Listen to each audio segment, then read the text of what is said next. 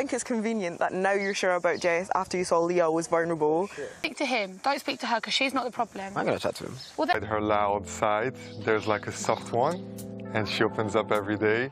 So I'm very excited to see the rest of it. Whitney and Maddie and Ty and Ella are it for me. They're the entertainment that I need. The massage, oh my god, I thought that was cute. And the fact that all the girls were telling their guys that look at what Maddie is doing.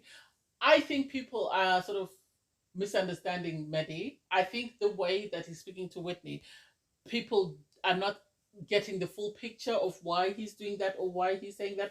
I don't think he means it to be disrespectful. I think he's got an image that he has for them as a couple, and he's trying to sort of contain Whitney within the square, within the borders of the image that he has for them. I think he's looking at the bigger picture, as Whitney said, that she's chosen Maddie because of the bigger picture, and I think this is what he is looking at as well. So I hope we can just continue to love them from afar and allow them to stay in the villa and stop looking at problems instead of trying to pick them apart and find a problem. That way we can kick them out. I don't like that. And then Ty and Ella, oh my god, their poor communication skills are hilarious. The way that they love each other, you can tell they're falling in love. The fact that Ty was asking the guys that, how do you feel when you're in love? The fact that they're in love with each other but are not able to sort of express it is one of the funniest things I've ever seen. But anyway, hey there, thanks for stopping by. It's your girl Valerie. Welcome to my channel. If you're new here, please don't forget to click the like button, turn on the notification bell for when I upload new videos, comment and subscribe. In this episode, I'll be reviewing Love Island, Season 10, Episode 14. I feel some type of way that Andre's gone. I really do, because I think at the start we thought we had a very diverse cast, and yet suddenly all of them are leaving, and it doesn't make any sense to me why he's gone. And you have people like Sammy in the villa that are not doing anything, people like Mitch that are scary, and they're not good on the show, and they make people uncomfortable, and they're still on the show. So that doesn't make any sense. Anyway, Charlotte and Andre leave. You could tell that, especially Maddie. I think Maddie was very close to Andre, because he was holding, you know, he ran up to Maddie. He was very close to Maddie until Maddie left, and they seemed to have had a good relationship, and everybody seemed really upset that he was leaving. Catherine did cry, saying that, you know, she thought she was building something with him. But for me, I don't think so. I think Catherine was always on the fence with Andre. I don't think Andre was her type. And despite her saying that he was a type, I don't think so. So then the islanders start having chats, and you have Sammy sort of having a conversation with Jess, saying that while he was standing up, waiting for the decision, he was worried that he might be leaving, and he felt he had a good thing with Jess and didn't want to suddenly have that, leave that, and because he was being eliminated. And for me, it's like, no, you were flirting with Leah, you were saying you wanted to kiss her, and then suddenly, after you've realized that you might be going home and Jess was in a position of power, Jess is the reason behind you staying, you suddenly, you know, she's your one and you don't want to flirt with Leah anymore. That doesn't make any sense. Jess, I think, just took it with a grain of salt. And then you have Zach and Molly having a chat, and it's like, Zach and Molly for me are not it. I think they're staged. I think Molly came into, I think that Molly, I've said this before, she's the producer's favorite. And I think when she came in, they wanted her to coast the way Gemma coasted with Luca. And they thought that Mitch would play his position and just stay there and just be Molly's partner until the end. And I think when he became obsessive, this is why they decided that Molly should switch to Zach.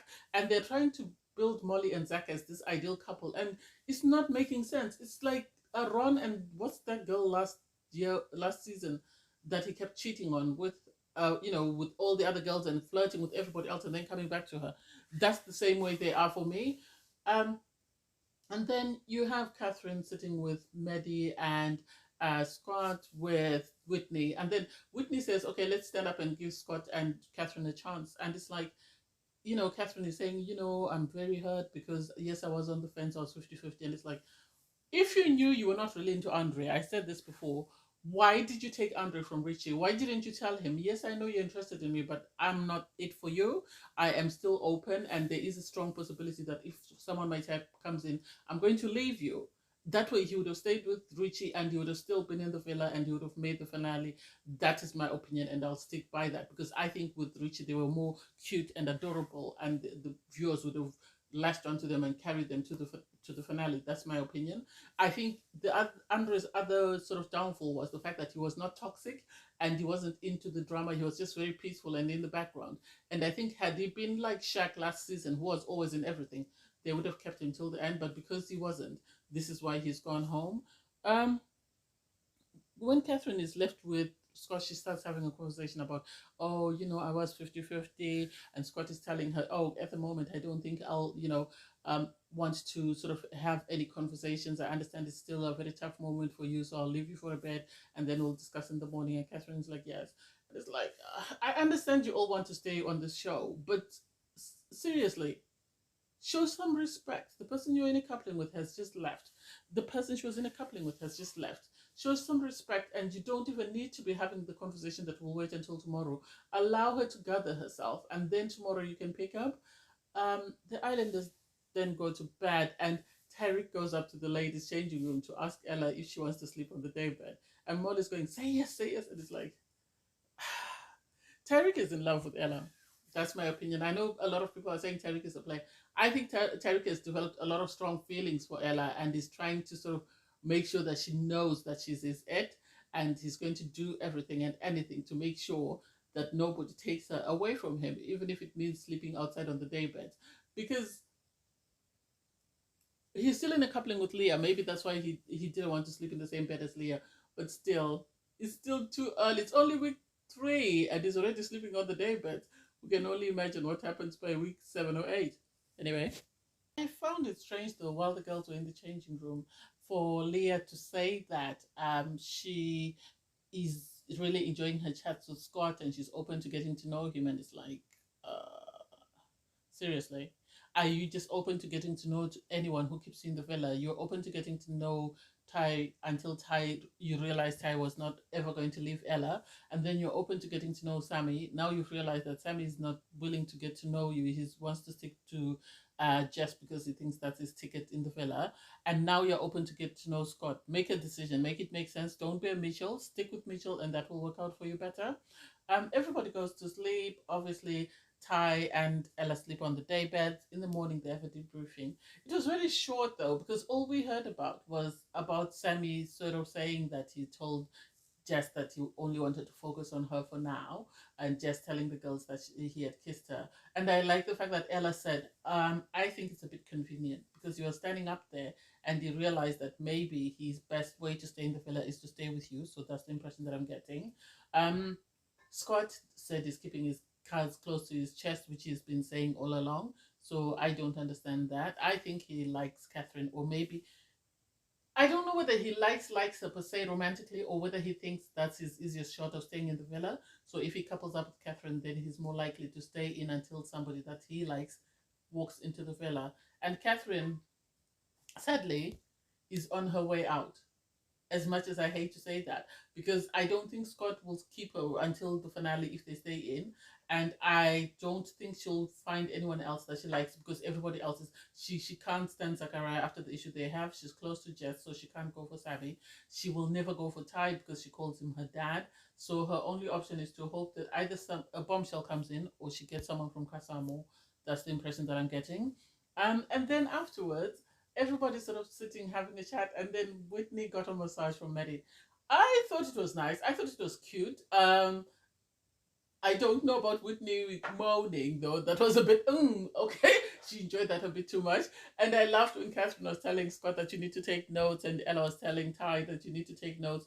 And I think, I know, in my opinion, Whitney and Maddie are building a strong connection. Whether it's going to be romantic or a friendship, I know people are being rubbed up the wrong way by the way Maddie is behaving towards Whitney. I don't think so. I think Whitney and Maddie are going to leave the villa with one of the strongest connections. It might be romantic, it might be a friendship, but they're going to, I can see them having a relationship that will last a long time, a lot longer than most of the relationships in the villa. And I think Maddie has got an idea of how he wants to portray himself in the villa, and he's trying to make sure that Whitney does the same. That way, I think if Whitney continues being herself, but sort of keeps in mind of what Maddie's trying to do for them and has a conversation with them, I can see them having longevity after Love Island, and I think this will be good for her business as well if she can continue sort of on the path that they're on. And so I don't think the way he's talking about her is in a way sort of that is derogatory or that is malicious. I think for him, he really likes Whitney. Whether he likes her as a friend or a romantic partner, I don't know. But I think what he's trying to do is he's trying to create a certain image for them as a team. That way, when they leave the villa, they have a lot of prospects. And I think this is why he's trying to sort of make sure that when she does something that he disapproves of or something he thinks the viewers might not like, he's sort of trying to sort of bring her back to sort of stay within that circle, that the way they when they leave the villa they will have this image and they will have a lot of followers and a lot of fans that will follow them and open opportunities that are influencers, promotions, whatever it is. I think this is where he's aiming for. I think he's looking at the long-term picture. He's not just looking at winning Love Island. I think he's looking at love after Love Island. That's the impression that I'm getting from him. So I think Ty is falling in love. I've said this before with Ella, because Ella was pulled for a date by Scott, and Ty, you could see he was watching her like a hawk. His eye was on her. Yes, he had his shades on. I think he was embarrassed that everyone would see that he's really staring at her, and he was looking at her, and Jess was trying to say to him, you've nothing to worry about. Ella really likes you. And it's like, well, why is she smiling? She's smiling too much. Why is she entertaining him? And it's like, he pulled her for a chat. It's not like she pulled him for a chat. You were busy pulling Leah all the time, and Ella kept saying to you, she's not happy with that. And you were saying, no, no one will force me to make a decision. So the idea that he suddenly, the shoe's on the other foot and he's now in his feelings and wants Ella to understand that she can't be smiling at him, she can't be sitting down with him, chatting with him. He initially gave her 3 hours. So I'm surprised the 3 hours have passed. And then when Ella came back, the one thing about Ella is she'll go and speak to someone, but she'll always come back to Ty. So when she came back and sat with Ty, she was he started moaning about how she was smiling and how she seemed very happy to be on the date, and she was like, I'm a good person, I have to be nice to someone, I can't be mean to them just because they've pulled me for a date. And you could see he wasn't having it, and it's like, at least she's paying you attention, she's coming back to you. It's not like she's gone on a date and she's ignored you. And then Ella, I think because Sammy was trying to feed into whatever Ty was saying, she then asked Sammy, have you spoken to Leah today? And Ty had to say, oh, you and Leah are better suited. And that's where it started, because Sammy tried to say, oh, it's honesty hour. And I was like, oh, God. You don't think you would win, though, honesty hour with Jess and Ella? Seriously. And Ella, as soon as she heard that, she asked, suddenly you're now all in on Jess, but before you were busy pulling Ella for chats, you're busy flirting with Ella, and suddenly you've changed your mind. Ella is it for you. That don't make no sense. Which is true, though, because he's taken the opportunity by seeing that Jess might be a favorite with the viewers. So he's decided to stick to Jess and leave Ella alone, because he knows Ella will be vulnerable. And if the girls have to vote again, or if the guys have to vote again, there's a strong possibility that they'll send Ella home before they send Jess. And then on Jess then brought up the issue of Ty, and the fact that he was flirting with somebody else, with Leah, and Ella had to sit there and watch him. So he needs to allow her, if she's being pulled for shots, to go and have a conversation. It's not like she's saying she's leaving him. And he's saying, he's trying to make himself closed off because he doesn't want Ella to be available. That's the impression that I'm getting. And it was so cute. So they received a text message to say they need to gather around the fire pit. Was I surprised with the recouplings? Not really. Not really. I'm surprised that Scott didn't get to choose first, given that Leah and Charlotte got to choose first. So I'm surprised that Scott didn't get to choose first, whether it was because the producers wanted him to pick Catherine and they didn't want him to pick Leah. I don't get it. I am very surprised with that. That didn't make sense to me at all. Was I surprised about Zach and Molly? Nah. Was I surprised about Sammy and Jess? Nah. But I really liked Maddie's speech. I don't know why Maddie looked a bit miffed, because he looked a bit upset by Whitney's reaction. I think Whitney is developing feelings for Maddie, which she didn't expect to develop. And because of that, she's trying to process. She's in the same situation that Ty is in, but the way she does that is the way she sort of disguises her feelings is she starts to laugh, or she makes jokes, or she's loud, and then you just assume that it's nothing. But I think you could tell from her facial expression that she was very shy, because she was saying, oh, he's embarrassing me. And it's like, is he embarrassing you that he's speaking highly of you, or is he embarrassing you because you really like what he's saying? And I thought they were cute. I hope they don't have any issues. I was I was surprised Mitch picked first, though. The fact that he spoke about Leah's body, wasn't it? You could see Leah was seething. Leah was seething because Sammy called her a test. And then last Ty was going to always pick Ella. And Scott was left no choice but to pick Catherine, which is really sad for Catherine. I remember Scott saying that Leah was his favorite when he was speaking to Ella, and Ella was asking him, "So who's your favorite?" And he was, "If recoupling was yesterday, I would have picked Leah, but at the moment, I think Catherine has really shown me a different side of her. So Catherine and Leah are on the same wavelength, and so I think Catherine." He's coupled up with Catherine because of the convenience that she's the last person there. But I have a feeling that he's going to work his way towards Leah, and it's going to be the same situation with Zachariah, whereby Catherine is left again, because these guys come in, use Catherine as sort of a stepping stone to whoever they're really interested in. That's the impression that I get. think I think people are trying to find fault with Maddie and Whitney. I think people are trying to fault with them. That way they can get them out of the villa. I love them as a couple. I've been advocating this for since they coupled up, because I think they're the most hysterical couple in the villa. I think it would be amazing to just hear them sit somewhere by the fire pit and just read everybody and every situation in the villa. So I think it was a misunderstanding between Maddie and Whitney, which is one thing I like about the two of them, is they're able to talk and reach an understanding. So Maddie was saying he felt some type of way about the fact that Whitney was laughing when he was giving his speech.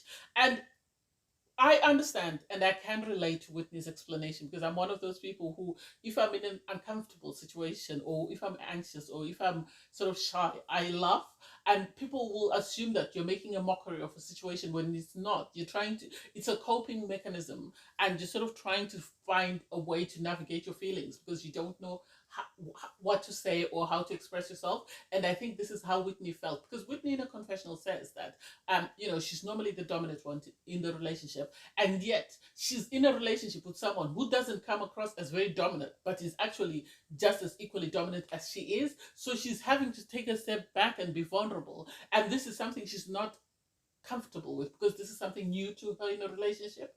And I think this is why Maddie is the best person for her, because he brings out the soft side of her. And I like the fact that he keeps saying she's a very soft person, despite the fact that she's very loud. So people get carried away with the loudness and think, oh, she's aggressive, she's this. But Maddie's making it a point to say this, and I wish people would pick up on this, that he's speaking positivity into Whitney. Oh, she's very bubbly, she's very, she makes me laugh, she's got a very soft side to her, she's got a very tender side, which people might not recognize because of the way she speaks or the way she behaves or the way she appears. So I really like that about them, and I wish people would stop sort of criticizing them as a couple. I think Whitney's developing feelings. What sort of feelings? I don't know. But Maddie, I think, is very guarded, so we will never know what feelings he has for Whitney until probably after they leave the villa. That's the impression that I get. Oh my god, the drama after everybody's got ready for the evening was crazy, in the sense that obviously Leah was in her feelings. She did tell Molly that she was in her feelings about the way that she felt Sammy had treated her. I think Molly must have told her to speak to Ella, because Molly and Jess are not in the best of books. So Leah has a conversation with Ella and lets her know that, Sammy, she feels really hurt by the way Sammy behaved, especially around the recoupling, and the words that he used to sort of describe their sort of relationship, or whatever they were building, their exploration. She felt, he shouldn't have used the word test, which a lot of people have complained about. And the fact that he led her on and was being very flirty and making it feel like she had a chance with him, when he knew all along that he was going to always go back to Jess. And so Ella immediately takes the word back to Jess, to let Jess, because she did ask Leah that, do you mind if I tell Jess? And she went, no, it's okay. So she told Jess, this is what Leah's saying. This is how she feels. And Leah then pulled Sammy to have a conversation and tell him how she feels, which I think she was right to do. And so I am going to say Sammy was wrong. These boys are too young. This is why I say they shouldn't be bringing these small boys, because are very immature. The fact that he cannot take ownership and apologize fully, he apologized for using the word test, but he didn't apologize for his behavior, in the sense that the way he was flirting with her and letting her feel like she had a chance with him, that is unacceptable. And the fact that he knew he had decided to stick to Jess and he didn't go back to her and tell her that, okay, Leah, I'm sorry, but we're done.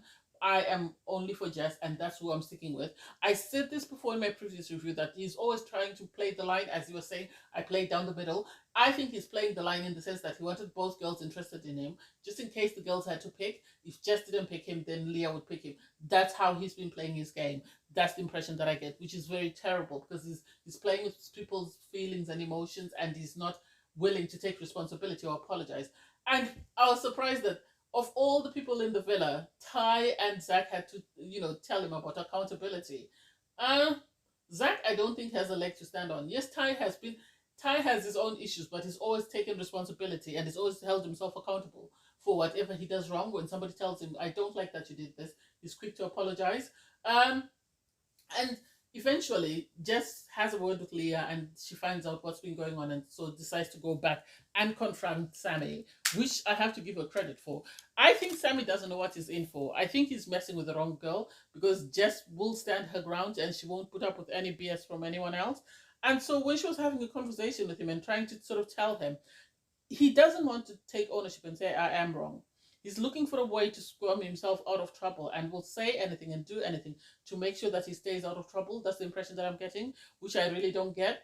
I think he needs to go home. I think it's time for Sammy to go home. But anyway, that's just me. Thanks, guys, for watching. Please don't forget to like, share, comment, and subscribe. Bye, everyone.